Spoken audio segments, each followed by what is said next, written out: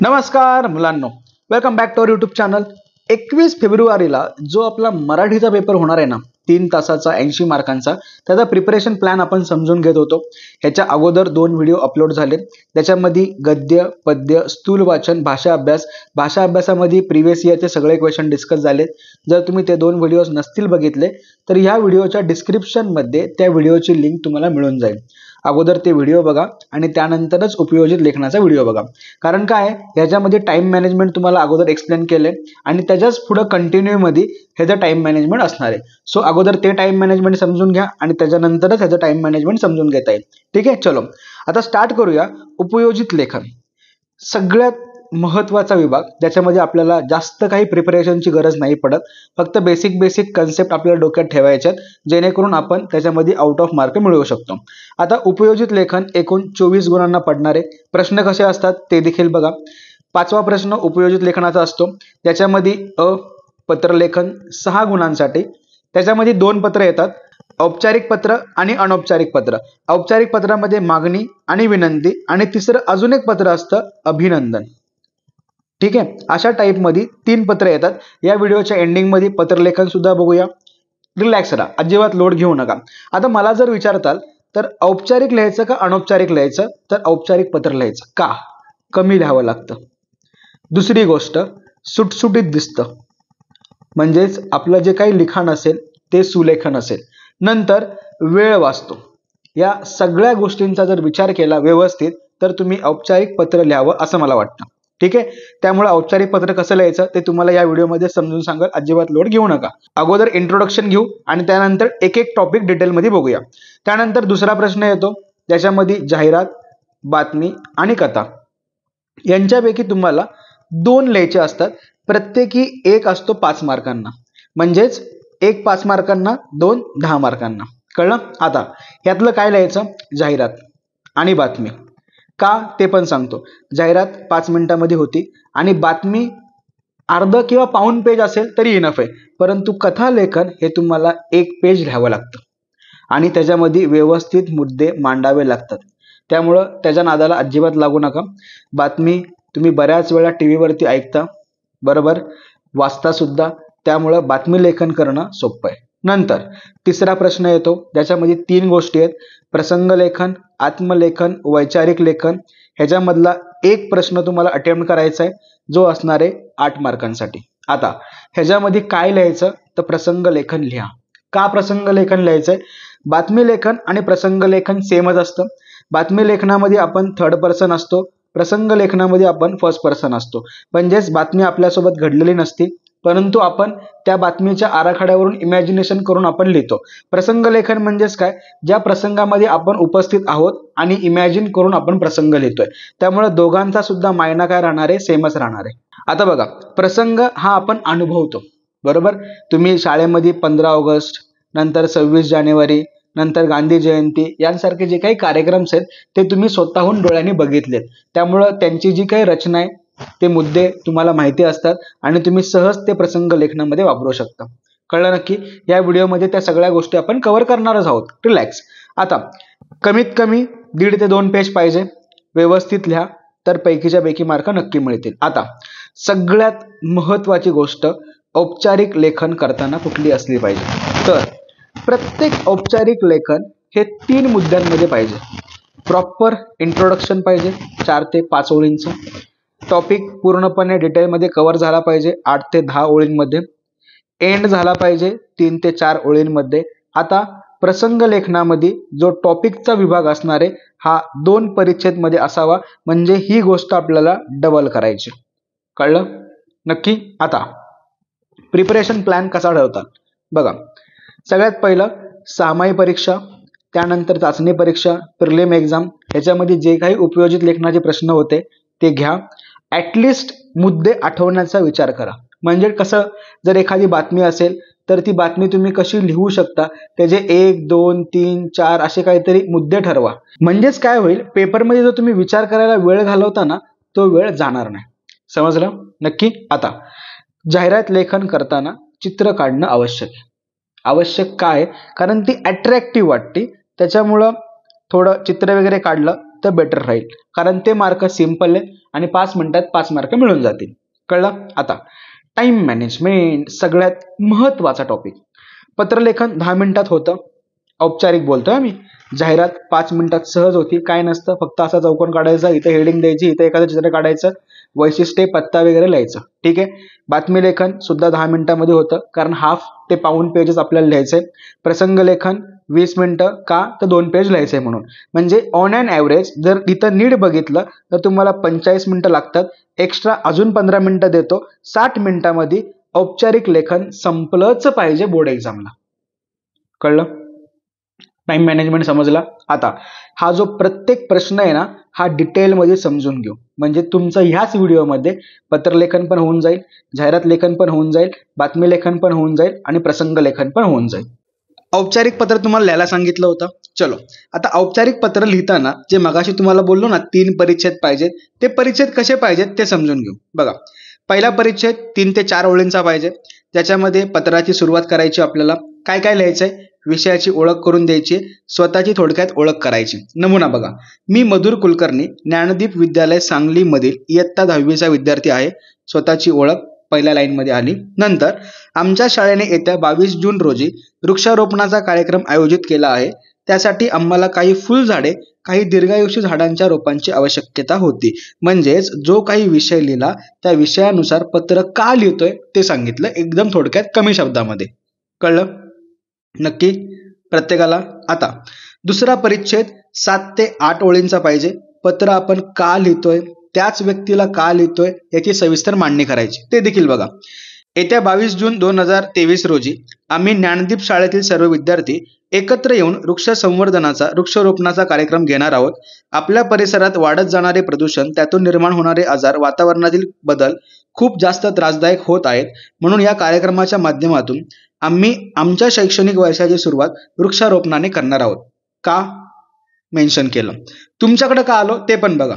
कार्यक्रमाचे नियोजन करत असताना आम्ही ही जाहिरात पाहिली, म्हणजे या पत्रासाठी एक जाहिरात दिली होती व त्यातून आम्हाला खूप जास्त प्रेरणा मिळाली. का मिळाली? शिक्षण संस्थांना रोपे मोफत असून संवर्धनासाठी बक्षीस ठेवले आहे. विषयाची सविस्तररित्या मांडणी कशी असते त्याचा हा उत्तम नमुना. समजलं? अशा पद्धतीने तुम्हाला काय करायची, विषयांची मांडणी करायची. आता हे मागणी पत्र आहे. आता शेवट करताना शेवटी विनंती, आभार, कृतज्ञ अशा शब्दांचा वापर करा. खूप जास्त महत्वाचं आहे. मग शेवटी काय केली आपण, विनंती केली आणि विनंती करताना पत्रासोबत यादी जोडली, टेबल करून यादी काढलेली आहे, अनुक्रमांक, रोपांचे प्रकार, संख्या व्यवस्थित सुटसुटीत मांडायचं. समजलं? नक्की.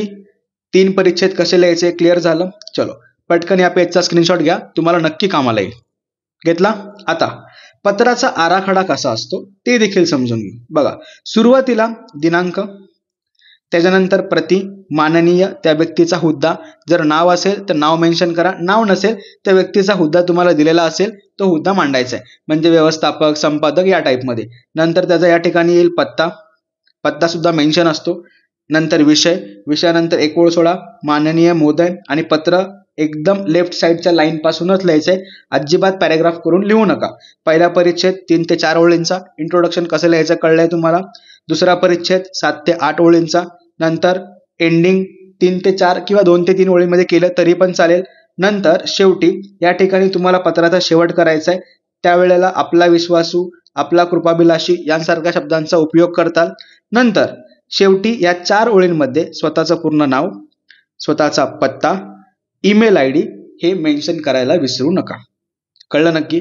पेपरमध्ये जर इन केस नाव दिलं नसेल तर या शब्दांचा वापर करता. डन? अजिबात स्वतःचं नाव पेपरमध्ये लिहू नका. चलो, पटकन ह्याचा सुद्धा स्क्रीनशॉट घ्या. समजलं प्रत्येकाला? आता एक पत्र बघूया काय करायचंय. तर खुशखबर, विद्या विनयन शोभते ज्ञानप्रकाशन औरंगाबाद तर्फे उत्कृष्ट बाल साहित्य पुरस्कार प्रदान सोहळा, पुरस्कार्थी डॉक्टर विजया लाड, नामवंत लेखिका. आपण अभिनंदन पत्र लिहूया. काय करायचंय, नामवंत लेखिका डॉक्टर विजया वाड यांच्या बालसाहित्याला पुरस्कार मिळाल्याबद्दल त्यांचे अभिनंदन करणारे पत्र लिहायचे. ठीक आहे, चलो मांडूया. परत सुरुवातीला काय असणार आहे, दिनांक, प्रति, व्यक्तीचं नाव मेन्शन, त्यांचा हुद्दा, त्यांचा पत्ता, त्यांचा ईमेल ID झालं. नंतर विषय लिहिला, एक लाईन सोडली, माननीय महोदय स्वतःचं इंट्रोडक्शन दिलं आणि पहिल्या पॅरेग्राफमध्येच त्यांचं अभिनंदन सुद्धा केलं. नंतर मधला पॅरेग्राफ आहे, आपण अभिनंदन करतोय म्हणल्यावरती त्यांचं जे काही बालसाहित्य होतं त्यांचं कौतुक करायचंय, किती बालसाहित्यिक लिहिलं ते सुद्धा मांडायचंय, त्यांचं लिखाण कसं होतं, कशी विविधता होती, त्या सगळ्या गोष्टी मांडल्या. नंतर आपल्याला त्या गोष्टीतून काय काय मिळालं, प्रेरणादायी सकारात्मक ऊर्जा मिळाली, या बारीक बारीक गोष्टी मेन्शन करायला शिका. नंतर शेवटी परत पुन्हा एकदा अभिनंदन केलं आणि जे तुम्हाला मगाशी बोललो, आपला नम्र, नाव दिलं नव्हतं म्हणून ही गोष्ट मेन्शन केली, आपला हुद्दा, पत्ता, नंतर ईमेल आय डी. अशा टाईपमध्ये जर तुमचं पत्र दिसलं तर तुम्हाला 6 पैकी 6 मार्क फिक्स झाले. कळलं? आता या पत्रामध्ये आपण अभिनंदन पत्र कसं लिहायचं ते बघितलं, ह्याच्या अगोदर मागणी पत्र कसं असतं ते देखील बघितलं, पत्राचा महिना तुम्हाला समजलाय, त्यानंतर पत्र कसं लिहायचं हे देखील समजलंय. कळलं नक्की? आता पुढचा जो पार्ट आहे तो म्हणजे जाहिरात, ते देखील बघूया. दुसरा प्रश्न, जाहिरात लेखन एकदम कमी शब्दात कमी वेळेत पेपरमधला कुठला भाग होत असेल तर तो असतो जाहिरात लेखन. खूप कमी वेळ लागतो बघा. आता पेपरमध्ये काय काय दिलेलं असेल, शब्द दिलेले असतील, एखादा विषय दिलेला असेल किंवा एखादी जाहिरात दिली असेल आणि ती परत लिहिण्यासाठी सांगितलेली पण असेल. आतापर्यंत या गोष्टी आलेल्या नाहीयेत, परंतु या 2 गोष्टींवरती जाहिरात लिहिण्यासाठी विचारलेली आहे, त्यामुळे त्या गोष्टी नीट समजून घेतात. आता लिहिताना कुठल्या गोष्टी महत्वाच्या आहेत आणि तुम्हाला जाहिरात लिहिताना किती वाव आहे ते समजून घेऊ. तुम्ही प्रसिद्ध कवितेमधल्या गाण्यांच्या ओळी सहज वापरू शकता. नंतर लक्ष वेधून घेणारे शब्द वापरले, वेल अँड गुड, खुशखबर, धमाकेदार सेल, एकावर एक फ्री, या गोष्टी तुम्ही बऱ्याच ठिकाणी जाहिरातीमध्ये बघता, त्यामुळे त्या तुम्ही सहज वापरू शकता. अलंकारिक काव्यमय शब्दाचा वापर करा.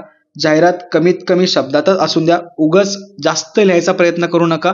जेवढी मोजकी असेल, मोजके शब्द असतील तेवढं ती रिप्रेझेंटेटिव्ह वाटते आणि इझिली मार्क मिळून जातील. नंतर चित्रांची जोड देता आली तर वेल अँड गुड. मी तर म्हणतो तुम्ही चित्र काढाच, कारण चित्राने काय होतं, प्रेझेंटेशन चांगलं होतं. ठीक आहे, आणि जे रिकामी जागा दिसते ना, ती रिकामी जागा शब्दांपेक्षा चित्रांनी जर भरली तर मस्त वाटेल ना, बरोबर की नाही? नंतर जाहिरातीच्या शेवटी पत्ता, संपर्क क्रमांक, त्याच्यामध्ये मोबाईल नंबर लिहा आणि ईमेल आय डी लिहा. यांचा उल्लेख स्पष्ट असावा. याचा अर्थ असा होतो, कुठंतरी कोपऱ्यात लिहायचं नाही, प्रॉपर दिसेल अशा व्यवस्थित वे मध्ये हे मांडायचे. कळलं? तुम्हाला एक जाहिरात दाखवतो म्हणजे अंदाज येईल. बघा, मार्च 2022 रोजी काय आलं होतं, योगासन वर्गाची जाहिरात करायची, आकर्षक. चलो, सिंपल, डोळ्यासमोर तुमच्या जाहिरात आहे बघा, किती व्यवस्थित मांडलेली आहे. श्लोक लिहिला, तुम्ही लिहिलाच पाहिजे असं काही नाहीये. नाही जमलं डायरेक्ट हेडिंगने सुरुवात करा, हे वाक्य तर तुम्ही लिहू शकता. त्यानंतर ही वैशिष्ट्ये झाली, इथं रिकामी जागा होती, असा गोल काढला, कधी प्रवेश सुरू होणार आहे ते मेन्शन केलं. नंतर लाईन मारून सुटसुटीतरित्या वेळ कधी असती ते मेन्शन केलं. परत लाईन मारून ज्या मगाशी गोष्टी बोललो ना, पत्ता, दूरध्वनी क्रमांक, वेबसाईट, ईमेल, याही गोष्टी मेन्शन केल्या. आता मला चित्र काढणं शक्य नाही झालं, पण तुम्ही चित्र जर काढली तर वेल अँड गुड राहील. आणि अशा टाईपमध्ये बॉक्सेस वगैरे करा, ह्याने काय होतं, प्रेझेंटेशन चांगलं होतं. कळलं? अजून एक बघा, 2024 साली आलेली जाहिरात आहे, संगणक प्रशिक्षण वर्गाची जाहिरात. केंद्राचं नाव, एक व्यवस्थित टॅगलाईन आली, उपलब्ध कोर्सेस, आमची वैशिष्ट्ये, प्रवेश सुरू. तुम्हाला जर चित्र काढता येत असेल असं मस्तपैकी कॅम्प्युटर चित्र काढा, मॉनिटर, कीबोर्ड, माऊस येईल काढता व्यवस्थित. अशा टाईपमध्ये तुम्हाला जाहिरात लिहायची. पटकन याचा स्क्रीनशॉट घ्या, घेतला. या वरच्या पेजचा पण स्क्रीनशॉट घ्या, घेतला. कशी जाहिरात लिहायची समजून आलं नक्की? पत्र समजलं, जाहिरात समजली. आता तिसरा पार्ट येतो आपला बातमी लेखनाचा, तो पण लगेच समजून घेऊ. बातमी लेखन बघा, बातमी कशावर पडते तर शाळेत, आजूबाजूच्या परिसरामध्ये एखादा कार्यक्रम घडला किंवा एखादी घटना घडली तर त्याच्यावर तुम्हाला बातमी पडते. म्हणजेच काय, एखादा दिवस, स्नेहसंमेलन, वृक्षारोपण, सहल, आपत्ती, या टाईपमध्ये प्रश्न येतो आणि तुम्हाला बातमी लिहायची असते. परत नेहमीचा आपला रूल, 3 परिच्छेद असणं आवश्यक आहे. आता त्या 3 परिच्छेदामध्ये काय पाहिजे, जसं आपण पत्राला बघितलं ना तसं बातमीला काय पाहिजे ते बघूया. पहिला परिच्छेद 4 ते 5 ओळींचा, त्याच्यामध्ये बातमीची माहिती द्यायची थोडक्यात. म्हणजेच काय लिहायचंय, बातमी कुठे झाली, कधी झाली, प्रमुख पाहुणे, म्हणजे जर बातमी चांगली असेल, वृक्षारोपणाची, स्नेहसंमेलनाची असेल तर त्या ठिकाणी प्रमुख पाहुण्यांचा उल्लेख होईल. जर बातमी निगेटिव्ह असेल, निगेटिव्ह म्हणजे अपघात झाला किंवा एखादा प्रसंग घडला, तर त्या ठिकाणी प्रमुख पाहुणे याचा उल्लेख अजिबात करू नका. नंतर दुसरा परिच्छेद, बातमीची सविस्तर मांडणी करायची. सुरुवातीपासून शेवटपर्यंत बातमी कशी घडली याचा सिक्वेन्स लिहिण्या अगोदरच डोक्यात ठरवा आणि लिहा. आता तुम्हाला एक इन जनरल सांगतो, जेव्हा शाळेमध्ये एखादा कार्यक्रम होतो तेव्हा त्या कार्यक्रमामध्ये कुठल्या कुठल्या गोष्टी घडतात. सुरुवातीला पाहुणे येतात, बरोबर. नंतर सरस्वती पूजन होतं, बरोबर बोलते का नाही मी. नंतर काय होतं तर मुलांची भाषणं होतात, बरोबर. नंतर कौतुक सोहळा होतो आणि त्याच्यानंतर अध्यक्षांचं भाषण होतं, नंतर आभार प्रदर्शन होतं आणि कार्यक्रम संपतो. सिक्वेन्स कळला. हा सिक्वेन्स तुम्ही आत्तापर्यंत शाळेमध्ये बऱ्याच ठिकाणी बऱ्याच कार्यक्रमामध्ये अनुभवलाय, त्यामुळे त्याच गोष्टी मेन्शन करायच्या. कळलं. नंतर तिसरा परिच्छेद म्हणजे शेवट, एखाद्या वाक्याने करा महत्वाच्या. मग ते वाक्य कोणाचं असू शकतं, अध्यक्षांचं असू शकतं. एखादी म्हण वापरा, एखादी ओवी वापरा, काही लोड घेऊ नका. समजलं नक्की. आता खाली एक बातमीसाठी कसं मी पॉइंट काढले ते सांगितलंय. पहिला परिच्छेद कसा घेतला ते पण सांगतो, बातमी कुठली होती ते पण सांगतो. एका शाळेला 100 वर्ष पूर्ण झालीत, तर त्या शाळेने एक कार्यक्रम आयोजित केलाय आणि त्या कार्यक्रमाची बातमी आपल्याला लिहायची. मग पहिला परिच्छेद काय असणार आहे, शाळेचं नाव, कुठला कार्यक्रम आहे, नंतर प्रमुख पाहुणे कोण आहे, वेळ काय, दिनांक काय, या गोष्टींचा उल्लेख आला. दुसरा परिच्छेद त्याच्यामध्ये शाळेची माहिती, कुठले कुठले उपक्रम आतापर्यंत राबवले मागच्या 100 वर्षात, गुणवंत विद्यार्थ्यांचा सत्कार करायचा आहे, नंतर कौतुके, भाषणे, या सगळ्या गोष्टींचा आपल्याला उल्लेख करायचा आहे. कळलं. शेवट, शाळेसाठी महत्वाचा क्षण होता हा, भाषणाचा परिणाम कसा झाला, असा एकदम साधेसा शेवट बातमीनुसार आपल्याला करायचा आहे. डन. आता बातमी कशी दिसती ती बघा. दिसती का नाही व्यवस्थित. Proper heading, introduction, main paragraph आणि कन्क्लुजन. अशा टाईपमध्ये जर बोर्डला तुम्ही बातमी लिहिली तर 5 पैकी 5 मार्क तुमचे पक्के झाले. आता इंट्रोडक्शन कसं दिलंय बघा. आज महात्मा फुले नगरात राष्ट्रीय शिक्षण संस्थेच्या राष्ट्रीय विद्यामंदिर या शाळेचा शताब्दी महोत्सव अत्यंत उल्हासात साजरा झाला. कार्यक्रम कुठला होता, कुठे होता सांगितलं. माननीय शिक्षण मंत्र्यांनी आपल्या भाषणात शाळेचा मुक्त कंठाने गौरव केला. कोण आलं होतं, त्यांनी काय केलं, ती गोष्ट मेन्शन झाली. माननीय शिक्षण मंत्र्यांच्या उपस्थितीमध्ये शाळेतील गुणवंत विद्यार्थ्यांना कौतुकाची थाप मिळाली. कार्यक्रमामध्ये काय घडलं ते पण एका ओळीत सांगितलं. त्यानंतर मेन पॅरेग्राफ, डिटेलमध्ये कशी बातमी घडली त्याचं एक्सप्लेनेशन केलं. एंडिंगला कन्क्लुजन, अध्यक्षांची एक मस्तपैकी ओळ पकडली भाषणातली आणि ती लिहून टाकली. इझी आहे का नाही. सहज तुम्ही बातमी लिहू शकता. फक्त जे वर पॉईंट सांगितले ना ते अजिबात विसरू नका. हे पॉईंट डोक्यात ठेवा, म्हणजे बातमी लिहिण्यासाठी तुम्हाला जो टाइम लागणार आहे ना तो अजून कमी होईल. कळलं. अजून एक बातमी बघा. चला काय दिलंय, महात्मा गांधी जयंती निमित्त विविध कार्यक्रमांचे आयोजन कुठं केलंय, साने गुरुजी विद्यालय रत्नागिरी. मेन्शन केलं. आमच्या वार्ताहराकडून लिहायला विसरू नका. ठिकाण, दिनांक, प्रॉपर इंट्रोडक्शन, पाहुणे कोण होते त्यांचं नाव सुद्धा आलं, अध्यक्ष कोण होतं ते सुद्धा सांगितलं, काय काय शाळेत घडलं ते लिहिलं. शेवटी ओळ लिहिता नाही आली, एका शिक्षकाचं नाव लिहिलं, त्यांनी आभार प्रदर्शन केलं हे सुद्धा सांगितलं. नंतर एंडिंगला 3 बक्षिसं दिली हे सुद्धा सांगितले. सिंपल आहे का नाही. इझिली तुम्ही बातमी लेखन सहज करू शकता, फक्त हे मुद्दे डोक्यात ठेवतात.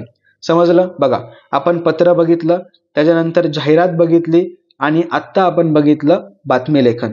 आता पुढचा पार्ट असणार आहे आपला प्रसंग लेखन, तो सुद्धा पटकन लगेच समजून घेऊ. प्रसंग लेखन बघा. प्रसंग लेखन करताना कुठल्या कुठल्या गोष्टी डोक्यात ठेवतात. प्रसंग लेखन स्वतःच्या विचाराने लिहायचं, स्वतःच्या लेखन शैलीमध्येच मेन्शन करायचे. नंतर लेखनाची जी काही रचना ही मुद्देसूद पाहिजे. म्हणजे थोडक्यात काय, तो प्रसंग तुम्ही जगलाय हे असं इमॅजिन करून त्याच्यामध्ये कुठल्या घटना घडल्या असतील याचा विचार करून व्यवस्थित तुमच्या शैलीमध्ये मांडायचे, पण मांडताना मुद्द्यांचा आधार घ्यायचा. समजलं. नंतर सुरुवात आकर्षक असावी. नंतर भाषा ही विषयाला शोभेल अशी पाहिजे. समाजातील संदर्भ, मोठ्या व्यक्तींचे विचार, चालू घडामोडी यांचा जर तुम्हाला उल्लेख करता आला तर वेल अँड गुड. नाही आला अजिबात लोड घेऊ नका. हे मी फक्त तुम्हाला समजावं म्हणून सांगितलंय. जर जमलंच पेपरला इन केस एखादी गोष्ट आठवली तर तुम्ही उल्लेख करू शकता म्हणून तुम्हाला सांगतोय.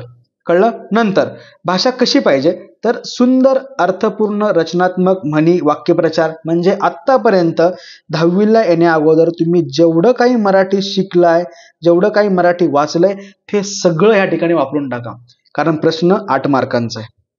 कळलं नक्की. परंतु ते जे काही शब्द वापरणार आहात ते प्रसंगाला अनुसरूनच पाहिजे. आता जसं आपण पत्राला बातमीला बघितलं, तसंच प्रसंग लिहिण्या अगोदर आपल्यासाठी कुठल्या गोष्टी महत्वाच्या आहेत ते बघूया. 3 पॅरेग्राफ जे मगाचपासून बोलतोय मी, तुम्ही पण ऐकून ऐकून कंटाळला असाल, पण ती डोक्यात फिट ठेवा म्हणजे पेपरला ते कामाला येईल. आता पहिला परिच्छेद कसा असेल, एखादा सुविचार लिहून तुम्ही त्या प्रसंगाची सुरुवात करू शकता. त्याचा सुद्धा तुम्हाला नमुना दाखवतो, अजिबात लोड घेऊ नका. जर सुविचार नाही आठवला तर कमीत कमी पुस्तकी भाषेमध्ये तो प्रसंग कसा होता त्याचं इंट्रोडक्शन देऊ शकता, सहज देऊ शकता. दुसरा परिच्छेद, जे काही प्रसंग लेखन तुम्ही लिहिताय त्यासाठी आधीच मुद्दे ठरवून घ्या. जे मगाशी तुम्हाला बातमीसाठी बोललो ना, तेच मुद्दे प्रसंगासाठी पण कामाला येतात. म्हणून तुम्हाला बोललो मी, प्रसंग आणि बातमी एकमेकांना इंटर रिलेटेड आहेत. प्रसंग हा फर्स्ट पर्सन असतो आणि बातमी थर्ड पर्सन असते, पण दोघांचा सिंटॅक्स काय असतो, सेमच असतो. नंतर तिसरा परिच्छेद शेवट 3 ते 4 ओळींमध्ये करायचा आहे. म्हणजेच काय, त्या प्रसंगातून तुम्हाला कुठला संदेश मिळाला, कुठला बोध मिळाला हे व्यवस्थित लिहा, तुमच्या शब्दातच लिहायचं आहे. डन, नक्की कळलं. पहिला इंट्रोडक्शन म्हणजे कमीत कमी शब्दांमध्ये प्रसंगाबद्दल सांगायचे. नंतर प्रसंगाची मुद्देसूद मांडणी करायची, मुद्दे आधीच डोक्यात फिक्स ठेवा आणि नंतरच लिहा. शेवटचा परिच्छेद, त्या प्रसंगातून तुम्हाला काय मिळालं ते सुद्धा मेन्शन करा. आता तुम्हाला एक प्रसंग दाखवतो. मार्च 2023ला आलेला प्रसंग आहे, अकस्मात पडलेला पाऊस. हे सगळे मुद्दे होते जे वापरायचे होते. काय काय होतं, पावसापूर्वी वातावरण कसं होतं, तुमच्यावर काय परिणाम झाला, प्रत्यक्ष पावसाचा आणि निसर्गाचा घेतलेला अनुभव, अविस्मरणीय अनुभव, या शब्दांचा उल्लेख करायचा. बघा, व्यवस्थित अशा टाईपमध्ये प्रसंग लिहिलाय. कसं कसं लिहिलंय बघा. इंट्रोडक्शनचा पॅरा तुमच्यासमोर वाचून दाखवतो तुम्हाला. मार्च महिन्याची संध्याकाळ होती, अचानक पडलाय म्हणजे कधीही पडू शकतो. दिवसभर सूर्य तळपळत होता, त्यामुळे वातावरणात चांगलीच गरमी जाणवत होती. घामाच्या धारा लागल्या होत्या. आम्ही सारे मित्र मैदानावर क्रिकेट खेळण्यासाठी गेलो होतो. क्रिकेटचा खेळ ऐन रंगात आला होता. एवढ्यात अंधारून आले, आकाशात काळे ढग जमा झाले, वारा जोराने वाहू लागला, पक्ष्यांनी एकत्र किलबिलाट सुरू केला. आजूबाजूचं वातावरण कसं बदललं ते पण सांगितलं. पाहता पाहता ढगांच्या गडगडासह पावसाला सुरुवात झाली. पावसाचे टपोरे थेंब खाली पडू लागले आणि आमची पळापळ झाली. झालं का नाही इंट्रोडक्शन, लिहू शकता. नंतर प्रॉपर कसं कसं घडलं त्या गोष्टी मेन्शन केल्या आणि शेवट साधेसा करून टाकला. अशा टाईपमध्ये सिंपल तुम्ही प्रसंग लेखन करू शकता. अजून एक उत्कृष्ट नमुना तुम्हाला दाखवतो बघा. काय करायचंय, तुमच्या शाळेतील शिक्षकांना आदर्श शिक्षक पुरस्कार मिळालाय, त्या सत्कार समारंभास तुम्ही उपस्थित होता हे इमॅजिन करायचंय, कल्पना करून लिहायची. बघा, आदर्श शिक्षक पुरस्कार सत्कार समारंभ हेडिंग आलं. आता इंट्रोडक्शनचा पॅरा मी वाचतो, नीट ऐका. एक सुसंस्कृत माणूस समाज, राष्ट्र आणि जग घडवण्यात सर्वात महत्वाची भूमिका कोण पार पाडत असेल तर तो आहे शिक्षक. किती भारी लाईन आहे. नंतर शिक्षक हा शब्द सर्वसामान्यपणे गुरु, गुरुजी, मास्तर, अध्यापक या नामावलींनी प्रचलित आहे. नंतर आपल्या ज्ञान आणि अनुभवाने प्रत्येक विद्यार्थ्याचे मन मस्तक सशक्त करणारी व्यक्ती म्हणजे शिक्षक. आहे का नाही, भारी भारी शब्द वापरले. झालं का नाही इंट्रोडक्शन. नंतर कोणाचा सत्कार होता, त्या व्यक्तीचं नाव, कधी झाला, कुणी दिला ते सुद्धा मेन्शन केलं. आता एंडिंग फक्त नीट बघा. एंडिंगला व्यवस्थित एक कविता लिहिली. शिक्षक असतो ज्ञानाचा अथंग सागर, माया ममता आणि मांगल्याचा असतो तो आधार. झाला का नाही प्रसंग. समजलं सगळं उपयोजित लेखन. प्रसंग लेखन पण समजलं. त्यानंतर बातमी लेखन कसं असतं, जाहिरात लेखन कसं असतं, पत्रलेखन कसं असतं, कुठले मुद्दे महत्वाचे आहेत, सगळं क्लिअर झालं. व्हिडिओ इथपर्यंत बघितला असेल चॅनलला नक्की सबस्क्राईब करा. कमेंटमध्ये व्हिडिओ कसा वाटला नक्की सांगता. आणि तुमच्या हातामध्ये अजूनही दिवस आहेत, व्यवस्थित प्रिपेअर करा. ह्याच्या अगोदर जे 2 व्हिडिओ आले होते त्याच्यामध्ये टाइम मॅनेजमेंट सांगितलंय, ते टाइम मॅनेजमेंट बघून घेताल. टाइम मॅनेजमेंटचा प्रॉपर डिटेलमध्ये 10 मिनिटाचा व्हिडिओ उद्या नक्की येऊन जाईल, तो सुद्धा बघताल, म्हणजे जेणेकरून पेपर तुमचा वेळेत पूर्ण होईल. कळलं. चलो, व्यवस्थित अभ्यास करा. Bye bye, all the best.